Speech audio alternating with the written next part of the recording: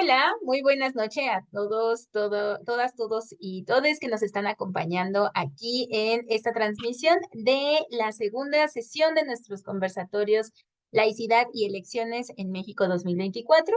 Esta sesión va a titularse Dios sale a votar, laicidad y libertad religiosa.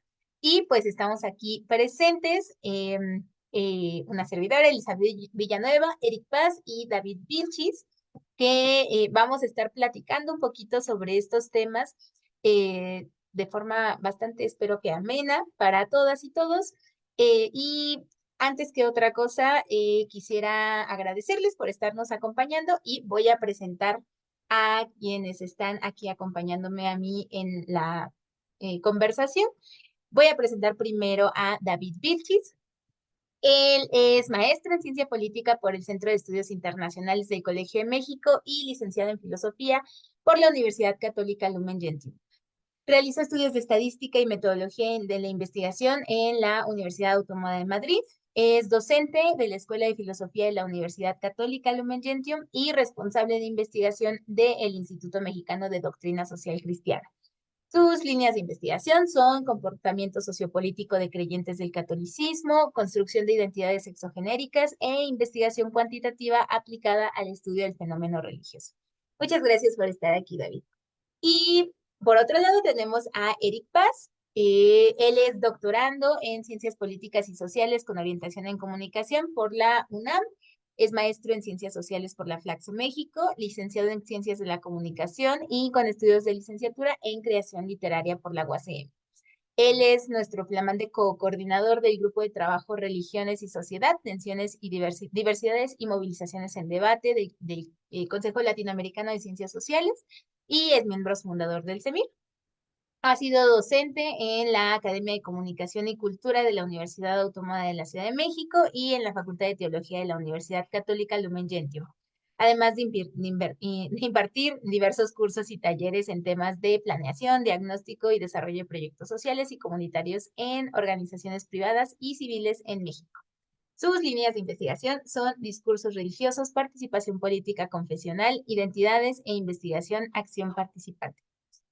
Me van a disculpar que no me presente, pero me parece un poco eh, complicado presentarme a mí misma. Pero bueno, les doy la bienvenida y vamos a comenzar con esta conversación que versa justamente sobre estos temas que de pronto están como muy en boga, sobre que se hacen ciertos comentarios y de pronto hay un ataque o se menciona que hay un ataque a la laicidad o que hay un ataque a la libertad religiosa.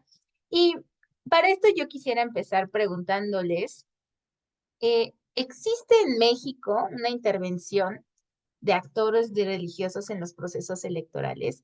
No sé, ¿qué piensan ustedes realmente? Si existe, no existe, ¿por qué? No sé, ¿quieres empezar? ¿Vas? Yo empiezo porque la pregunta es sencilla al decir que sí, sí existe. O sea, pero antes de seguir profundizando un poquito en la respuesta, sí quisiera presentar a Eli, porque pues tenemos que conocer a Eli también. Perdonad un poco mi tos. Ella es licenciada en Relaciones Internacionales por la Facultad de Ciencias Políticas y Sociales de la UNAM y estudiante ya en último ciclo de la maestría en Estudios Políticos y Sociales en la misma institución.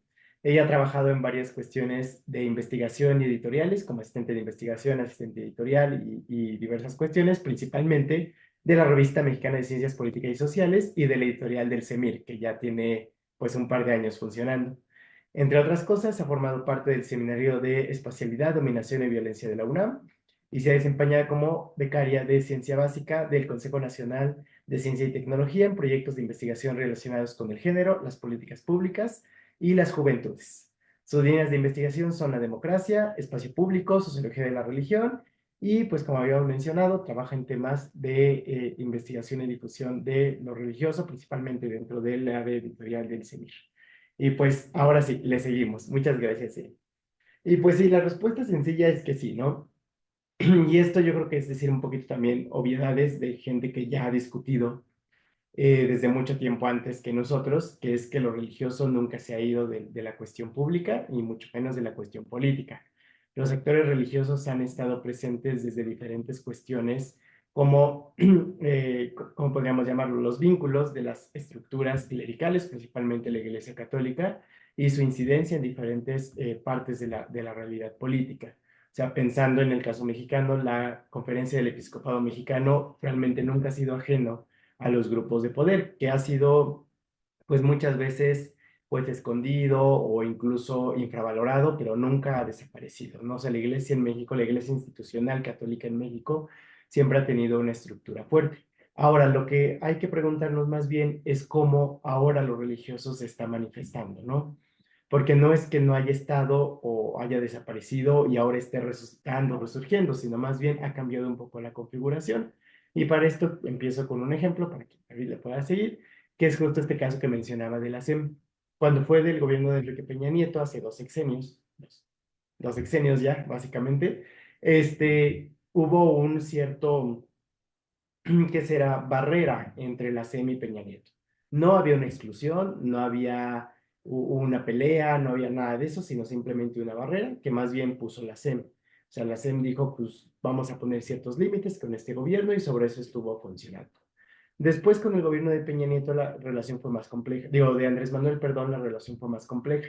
Porque desde la primera candidatura de Andrés Manuel, que son cosas que trabajo en la tesis de maestría, por si alguien la quiere revisar, hubo cierto rechazo a la figura de Andrés Manuel por muchas cosas. No por esta idea que ahorita decimos, ay, que es comunista, que es de la muerte, no, o sea, por unas cuestiones muy diferentes de eso.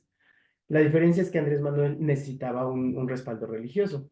Y fue así que pues se une a la confraternidad de iglesias evangélicas, la Confraternice, y pues ellos le dan el respaldo pues de alguna manera religioso, a tal grado que ya cuando inicia su gobierno en este último sexenio, en 2012, pues la Confraternice se mete mucho a los planes de pacificación, a los planes de gestión de muchas cuestiones políticas, sociales, religiosas y esas cuestiones, principalmente en el sur del país, y empiezan a distribuir la cartilla moral, ¿no?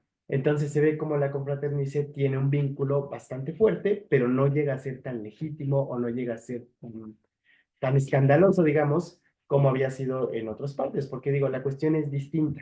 Y ahorita que ya tenemos la cuestión de Xochitl Gálvez, y ya tenemos la cuestión de Claudia Sheinbaum y todos estos, la relación con lo religioso es todavía más complicado.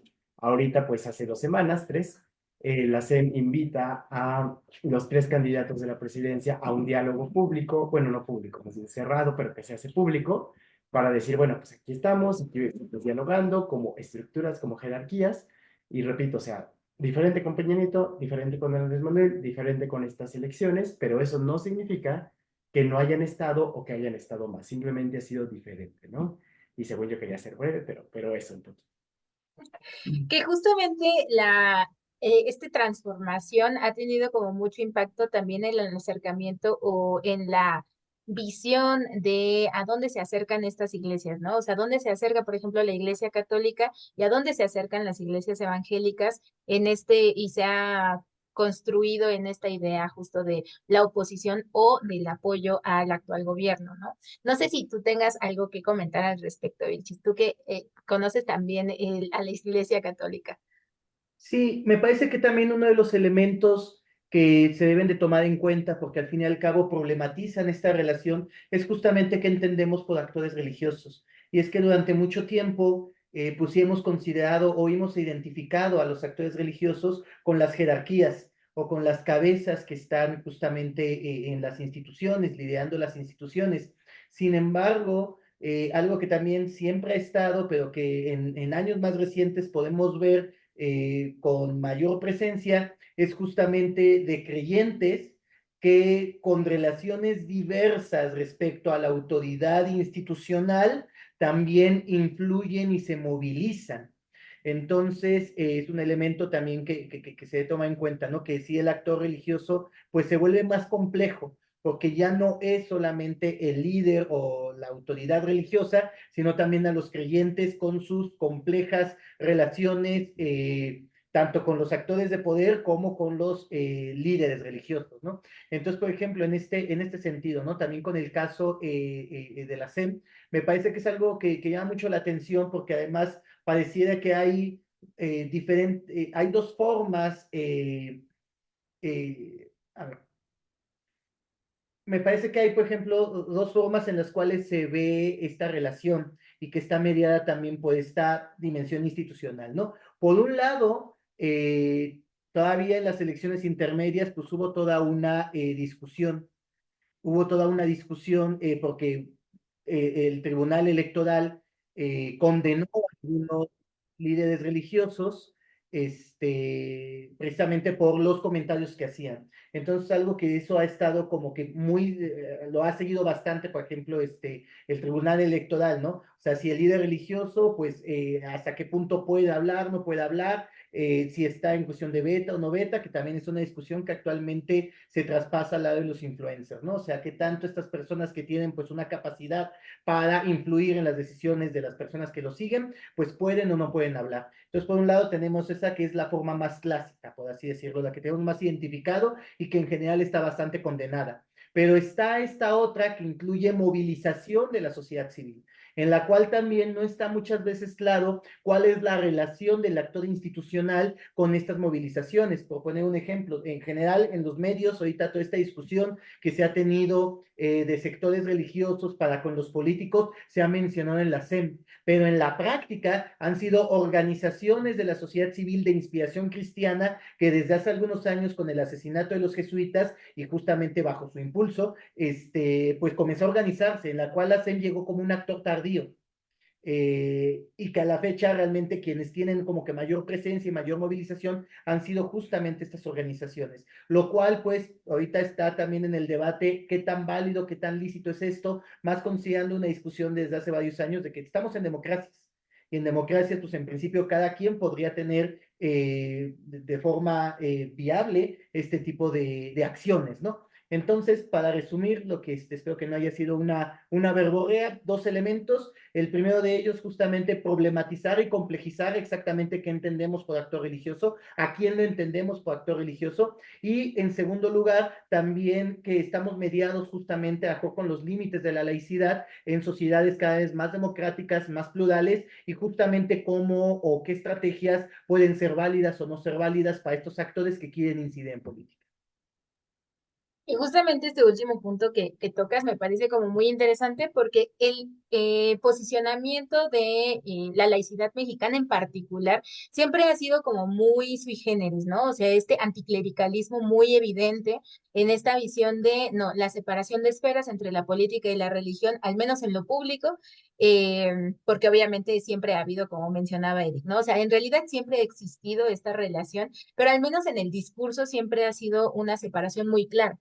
¿No? Esta visión de que los actores religiosos no pueden inmiscuirse en las cuestiones políticas, pero en este rompimiento que existe de los nuevos actores, o al menos esos actores que siempre habían sido invisibilizados, también implica este cuestionamiento a la pluralidad de la democracia, ¿no? Es decir, ¿qué pasa cuando actores religiosos pretenden usar argumentos religiosos para poder participar políticamente, ¿no? Y entonces la sociedad civil eh, tiene en su seno no solamente actores tal vez progresistas o liberales, sino también actores conservadores, ¿no? Y entonces, ¿qué pasa cuando esos actores, por ejemplo, van a utilizar argumentos religiosos y eso para, por ejemplo, limitar o pretender limitar otros derechos de otros ciudadanos, ¿no? O ciudadanas. Por ejemplo, pienso en el derecho al aborto, en de los derechos de la diversidad sexual, o sea, todas estas cuestiones que muchos actores religiosos, y digo muchos, no digo todos, porque al final también sabemos que existen dentro incluso de los actores religiosos una diversidad muy grande y que también no todos son actores conservadores, también existen actores que son progresistas, pero existen estos actores que están manifestándose y lo hemos visto mucho en los últimos años, estas manifestaciones muy claras en el espacio público de marchas que tienen un sentido profundamente religioso que pretenden que sus argumentos sean escuchados, ¿no? Y esto es un gran cuestionamiento a la democracia, a esta cuestión de ¿puede o no la democracia realmente lidiar con estos actores? En el entendido, o al menos en la teoría democrática, dice, bueno, es que eh, Habermas, ¿no? Ya saben, lo más clásico que es como esta visión de lo que tienen que hacer estos actores para que sus argumentos sean legítimos es que tienen que traducir sus argumentos religiosos a un lenguaje neutral o laico, ¿no? O sea, es decir, tienen que hacer como esa traducción, aunque sus argumentos sean los mismos, pero el fondo de su argumento tiene que ser, digamos, civil, no religioso.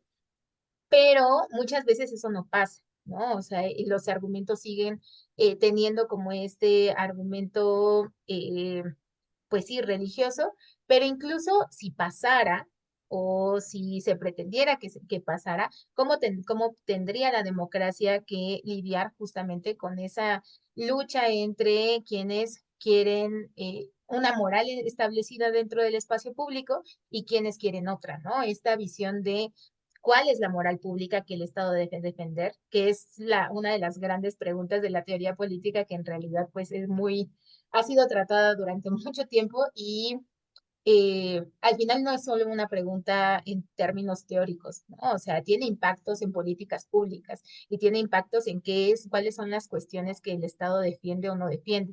Entonces, yo les preguntaría, ya vimos un poquito esta visión de los creyentes, de los movimientos de inspiración cristiana.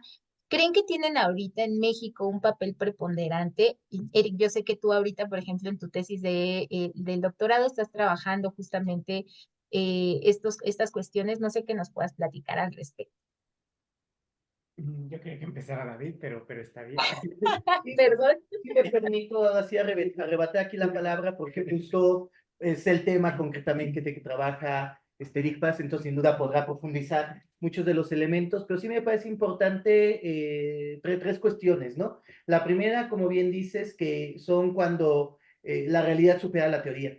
Particularmente la laicidad mexicana se construyó para limitar el poder de la Iglesia Católica. Sin embargo, hoy en día, con un panorama religioso distinto en el cual crece la diversidad, pues sí, la forma justo en que entendemos la laicidad, pues limita muchas veces nuestra forma de observar y de acercarnos pues a la nueva diversidad religiosa.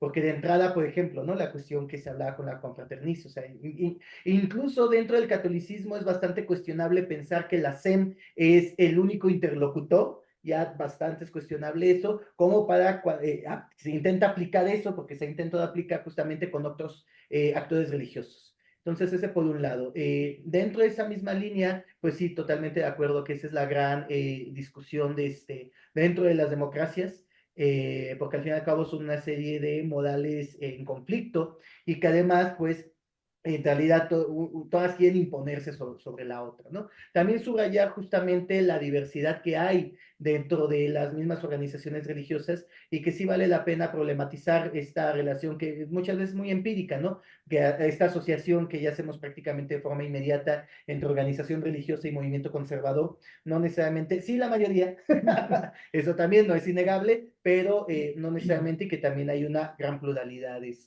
al interior y que además pues hay diferentes estrategias como de diálogo interno como de diálogo externo. Ese por un lado. También otro elemento que me parece que vale la pena poner sobre la mesa es justamente hablando a propósito de Habermas y de justamente la propuesta, me parece que aquí ocurren dos cosas.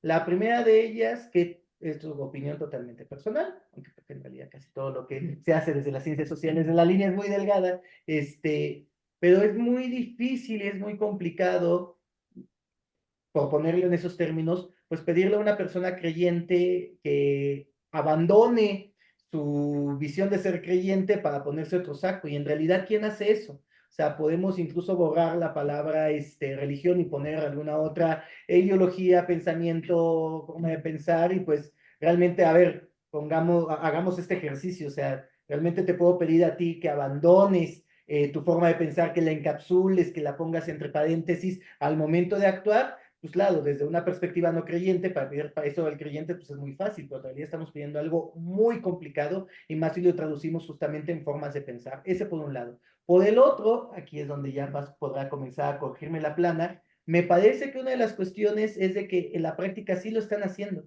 sí están traduciendo sus mensajes. El asunto es que está en esto y que nos pone justamente en esta complicación dentro de las democracias, porque justo están traduciendo sus mensajes, están ocupando recursos, palabras, estrategias que son estrictamente políticas y civiles y que lo están usando, es decir, están jugando las reglas del juego y de repente pues parecía que están ganando, pero no por usar sus argumentos religiosos, sino porque en muchas ocasiones lograron justamente adaptarlo y utilizar un lenguaje totalmente secular. El asunto es que sabemos que de fondo pues hay toda una moral y una visión religiosa que pues trata de imponerse, pero que pues justamente pues esa era la propuesta, ¿no? O sea, vamos a dialogar, vamos a discutir, vamos a jugar el juego político, pero de repente cuando vemos que lo están haciendo, ¡pum!, como que nos asusta.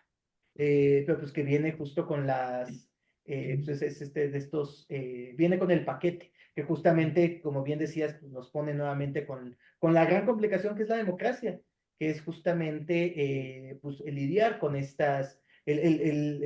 que converjan diferentes formas de pensar y que pues aquí el gran peligro es que justamente pues pueden colarse actitudes antidemocráticas.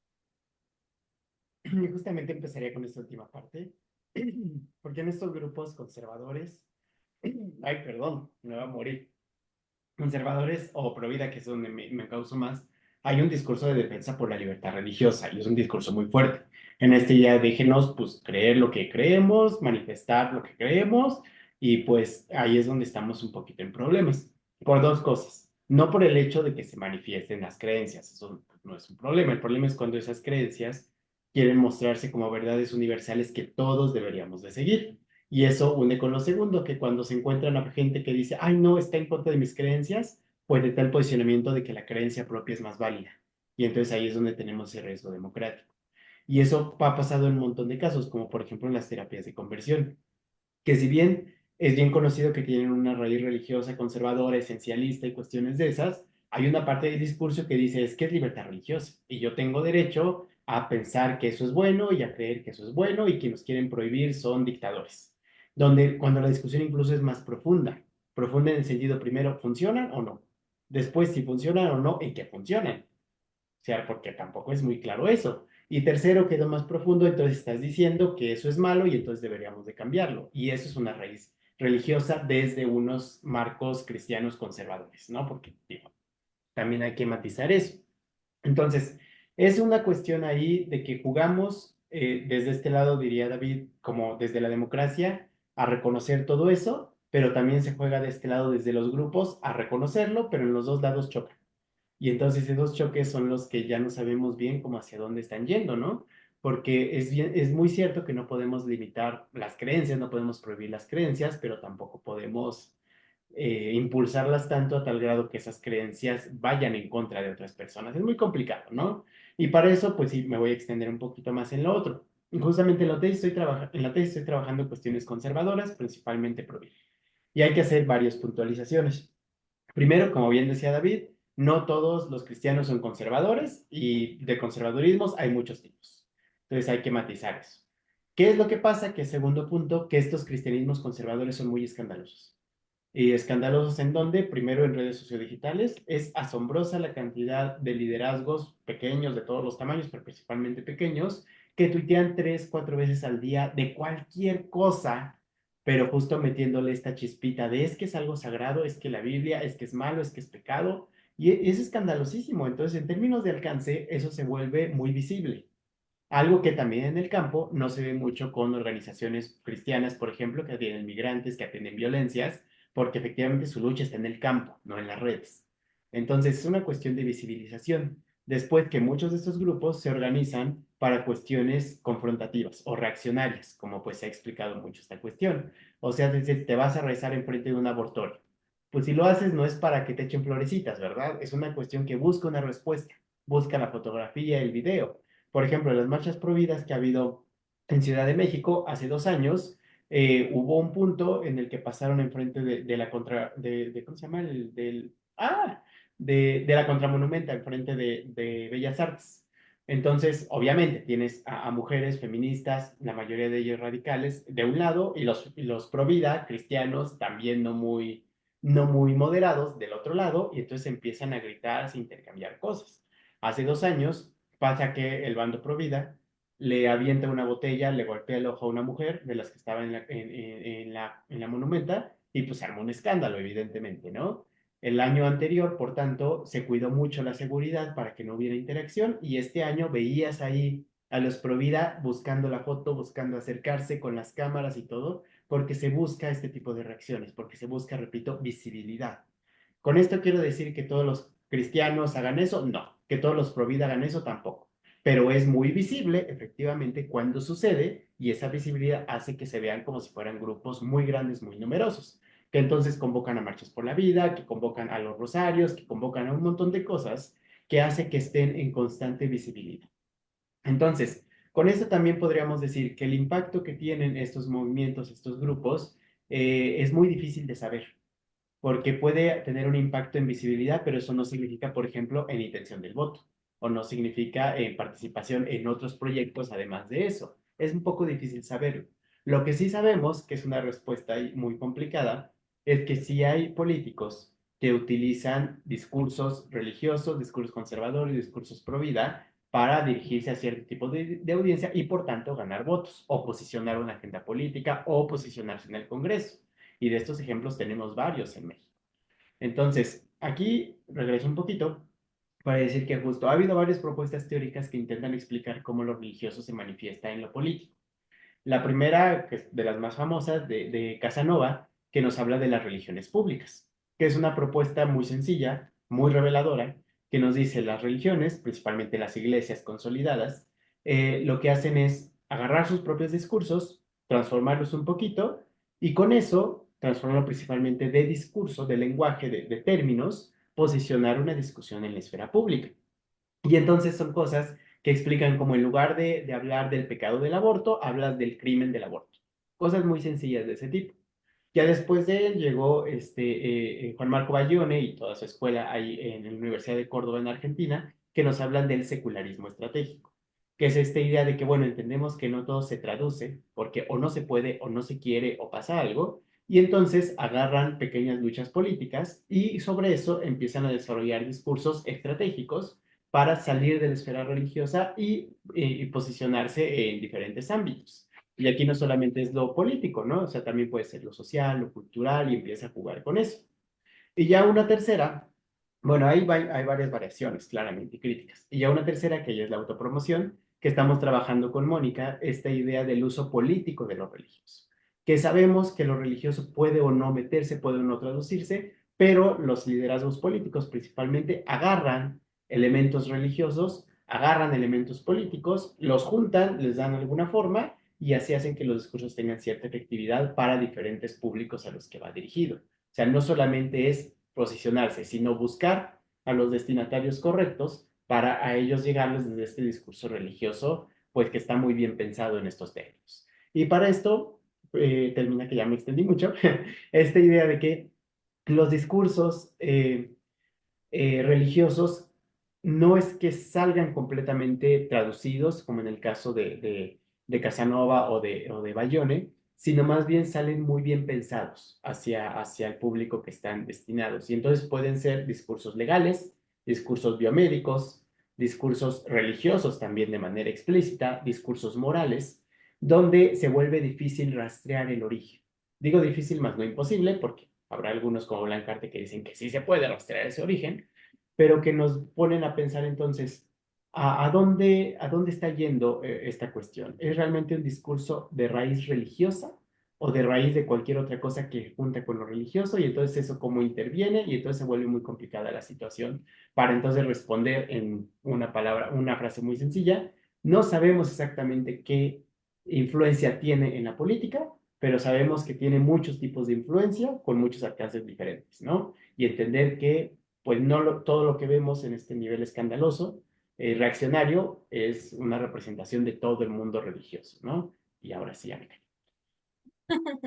No, muchísimas gracias. Creo que ha sido muy esclarecedor la forma en que lo has planteado.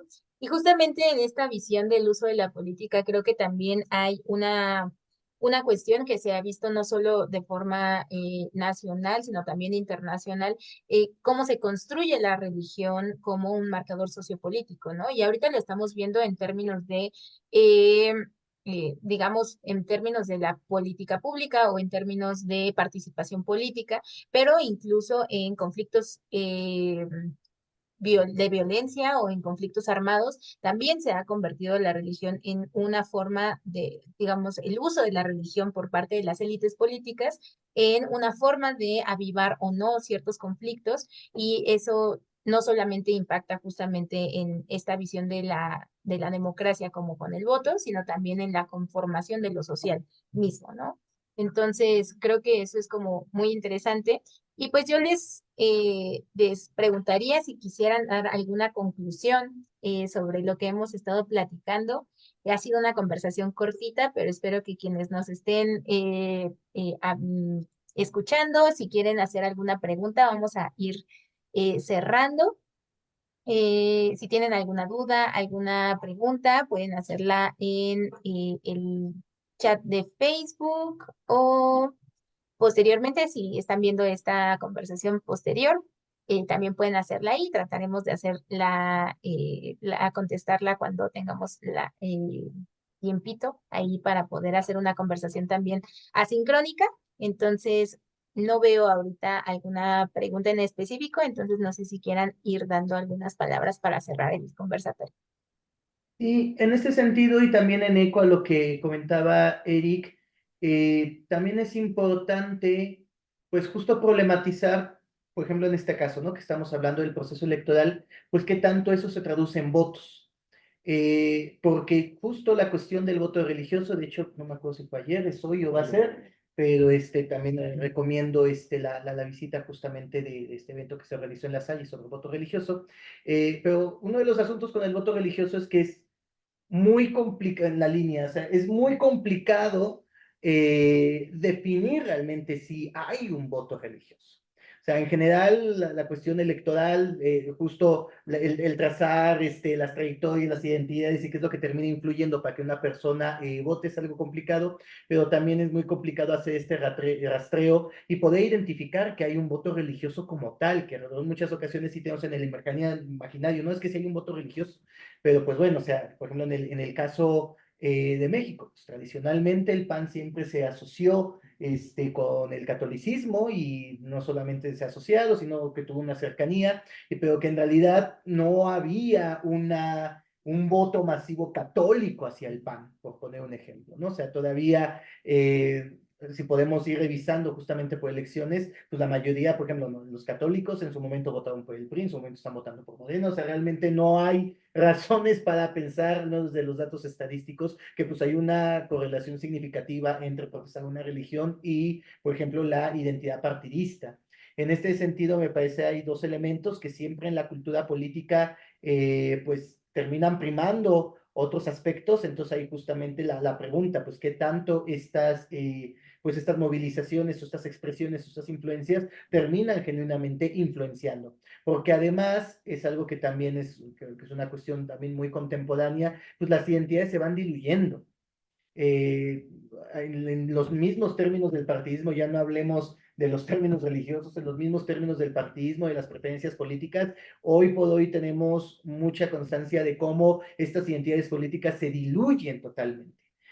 Y cuando hablamos justamente de las identidades religiosas, pues nos encontramos con este fenómeno, ¿no? Algo que ha señalado pues Hervilegger y Berger, disculpen la pronunciación, pues de que cómo justamente pues la secularización y la modernización tal vez no mandó a la religión a sus casas, pero sí transformó las formas en que las y los creyentes se relacionan incluso con su propia fe, de tal manera que pues es justo las identidades religiosas se diluyen. Ya sea por la relación que tienen las y los creyentes para con su tradición religiosa, como decía Hervilegger, pues se sienten influenciados pero no regulados, se sienten pertenecientes pero no regulados, o por ejemplo estos tránsitos, ¿no? Estas transiciones copulativas fluidas, dijera Berger, entre ser religioso o ser secular en determinados temas. Entonces solamente que justo estamos en una época que hace todavía más complicado los rastreos de ver justamente pues, la configuración de los votos en este caso. Sí, justo cerrar un poquito con esta idea que repito bastante, que justo la idea de lo religioso en la cuestión política, en este caso en la cuestión electoral, hay que tratarla con mucho cuidado. No cabe nada más esta idea de hay que prohibirla o hay que permitirla, porque va atravesado de un montón de cosas en medio. O sea, que una persona tenga un posicionamiento religioso no nada más es como esta caricatura mucho de, ay, es que Diosito me dijo, no. Tiene que ver justamente cómo se ha acercado a lo religioso, cómo lo ha entendido, cómo lo ha respondido a ciertas situaciones. Y entonces no podemos solamente agarrar en el juego político de te lo prohíbo, te lo permito. O sea, la cosa es mucho más complicada.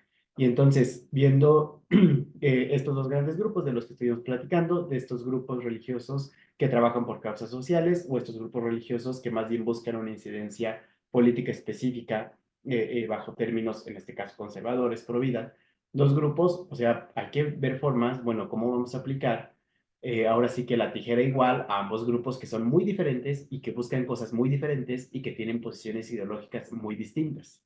Y más aún considerando que no son los únicos dos grandes grupos que existen, ¿no?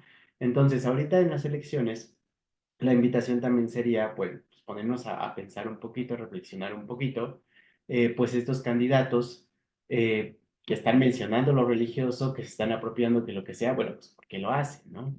Porque claramente hay una intención de ganar un voto religioso, como dice David, que igual podría agregar el ejemplo de Eduardo Verástegui, que él se construyó como un líder católico que iba a hacer muchas cosas, que guadalupano y todo, y ni siquiera tuvo el registro electoral, no alcanzó el registro electoral.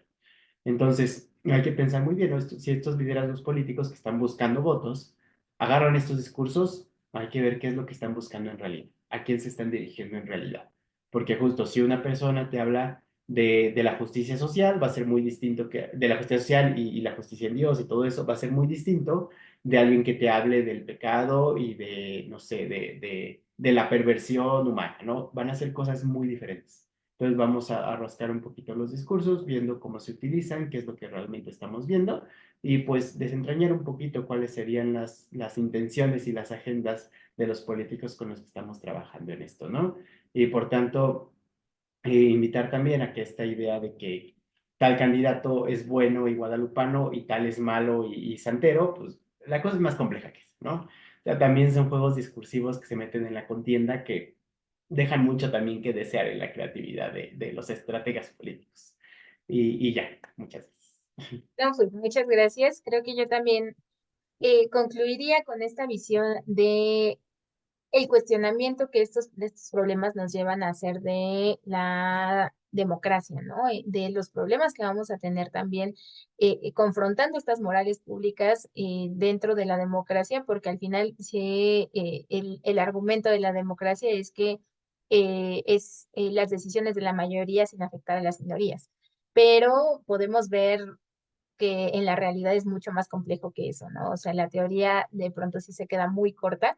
Y pensando en lo que mencionaba Vilchi sobre el voto religioso, es muy curioso, por ejemplo, pensar que todo el mundo en esta relación de pan con la religión se ve o se pretende ver en zonas como el Bajío, ¿no? O sea que es una zona mucho más férreamente religiosa, en particular mucho más férreamente católica, y se pretende hacer esa analogía que por eso también es una zona muy férreamente panista, pero podemos ver que en realidad ha habido muchos cambios, ¿no?